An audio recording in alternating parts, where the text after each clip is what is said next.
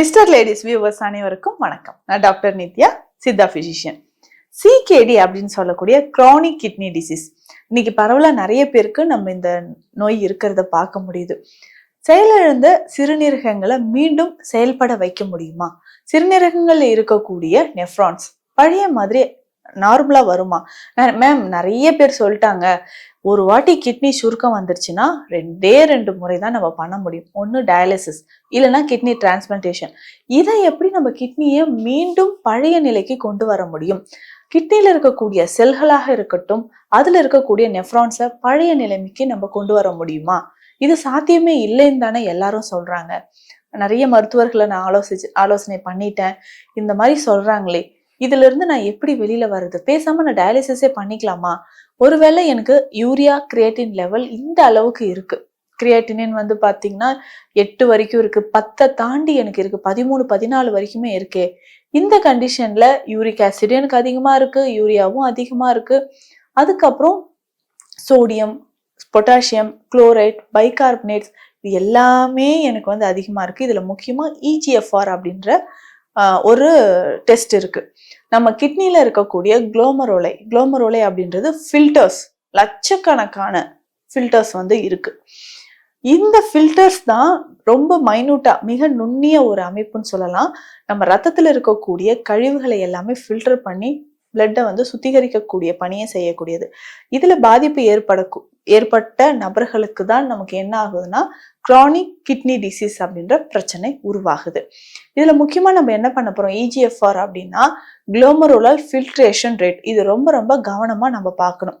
இது வந்து கிட்டத்தட்ட 80லிருந்து 90க்கு மேலதான் இருக்க வேண்டும். 80க்கு கீழே குறைஞ்சதுன்னா ரொம்ப டேஞ்சர். நம்ம கிட்ட வரக்கூடிய பேஷண்ட்ஸ்க்கு பார்த்தோம்னா ஒரு 10, 15, 9, 8 இந்த மாதிரி இருப்பாங்க. அப்ப யோசிச்சு பாருங்க, அந்த சிறுநீரகங்கள்ல எந்த அளவுக்கு பாதிப்பு இருக்கு, எவ்வளவு செயலிழப்பு அதுல ஏற்பட்டிருக்கு, ரொம்ப சுருங்கி போய் தான் அந்த கிட்னி இருக்குன்றத நம்ம தெரிஞ்சுக்கலாம். இந்த மாதிரி கண்டிஷன்ல இருக்கும் பொழுது நம்ம எப்படி அந்த சிறுநீரகங்களை புதுப்பிச்சு நார்மலா அந்த கிட்னி வர்றதுக்கு நம்ம சிகிச்சைகள் எடுத்துக்கலாம்?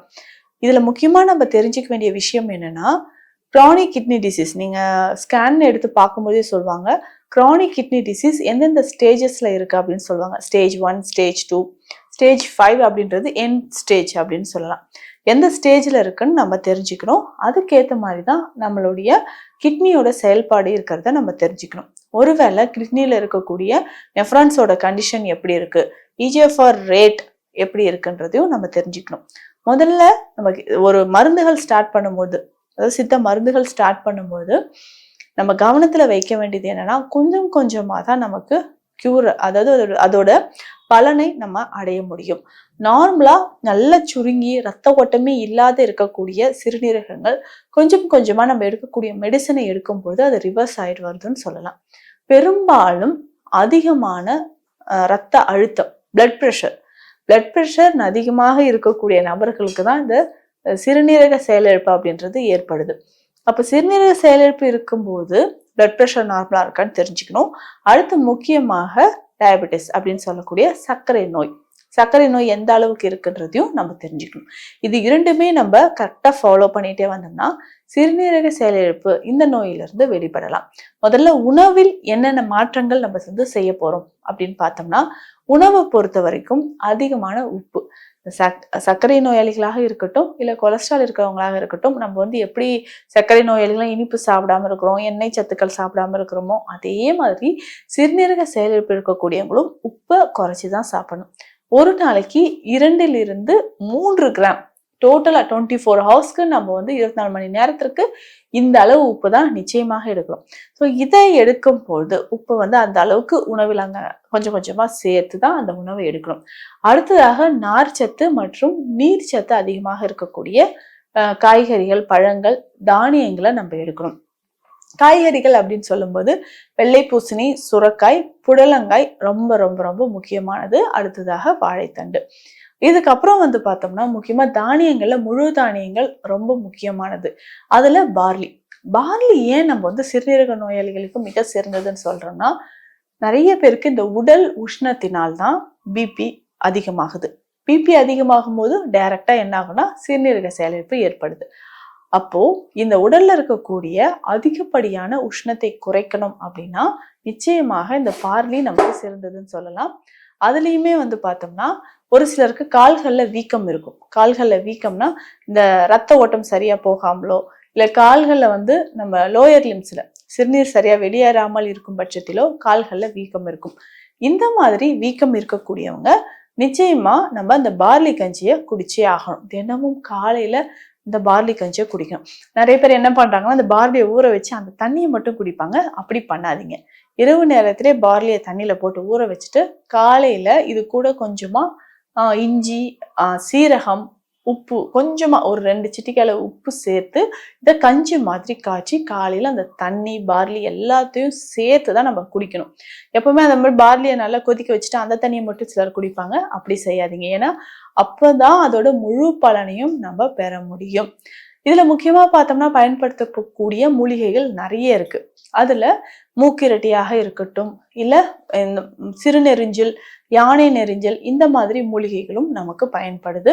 இதை விட விராலின்னு சொல்லக்கூடிய மூலிகையை நம்ம அரைத்து முதுகுப்புறத்துல 10 போடணும்.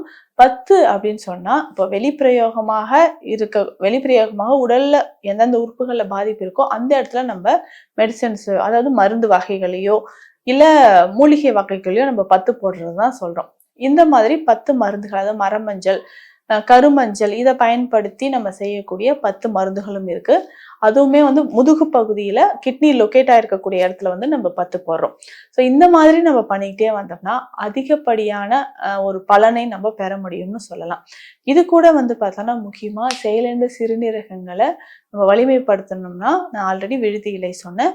அதே மாதிரி தழுதாழை இலைகளும் பயன்படுது. சிறுபடை, இந்த சாறு விட்டு செய்யக்கூடிய மருந்துகளும் பயன்படுது. இந்த மூலிகைகளோடு சேர்ந்த குரு மருந்துகளும் சேர்த்து எடுக்கும் பொழுது செயலிழந்த சிறுநீரகங்கள் நிச்சயமாக செயல்பட ஆரம்பிக்கும்.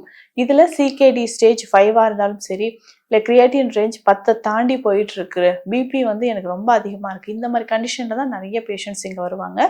அவர்களுக்குமே தகுந்த சிகிச்சை முறைகளை நம்ம கொடுத்து நிச்சயமா 1 மாதம் 2 மாதம் முடிவிலே நல்ல ரிசல்ட்டை அடையலாம். வாழ்நாள் முழுவதும் இந்த சிறுநீரக செயல்பாடு இல்லாமல் நம்ம ஆரோக்கியமாக வாழ முடியும். இன்னொரு விஷயம் என்னன்னா, இது டயாலிசிஸ் பண்ணி தான் கியூர் பண்ணணும் அப்படின்ற அவசியம் கிடையாது. முற்றிலுமாக டயாலிசிஸ் இல்லாமல், கிட்னி டிரான்ஸ்பிளான்டேஷன் இல்லாம இயற்கையான முறையிலும் சித்த மருத்துவத்தின் மூலமும் இந்த சிறுநீரக செயலிழப்பை முற்றிலுமாக தடுக்க முடியும். இந்த சிறுநீரக செயலிழப்பை பொறுத்த வரைக்கும் ஸ்டேஜ் 5 இருந்தாலும், எவ்வளவு சுருக்கம் இருந்தாலும் அதற்கேற்ற மருந்துகள் கொடுத்து நிறைய பேரை நம்ம கிளினிக்ல ட்ரீட்மெண்ட் கொடுத்து குணப்படுத்தி இருக்கிறோம். இந்த மாதிரி சந்தேகங்கள் இருந்தாலோ இல்ல கிட்னி தொடர்பான பிரச்சனைகள் இருந்தாலோ நிச்சயமாக அதற்கேற்ற சித்த மருந்துகள் எடுக்கலாம். ஸ்கிரீன்ல இருக்கிற இந்த நம்பருக்கு கால் பண்ணியும் நீங்க உங்க சந்தேகங்களை கேட்கலாம். மீண்டும் அடுத்த பதிவில் சந்திக்கலாம். நன்றி.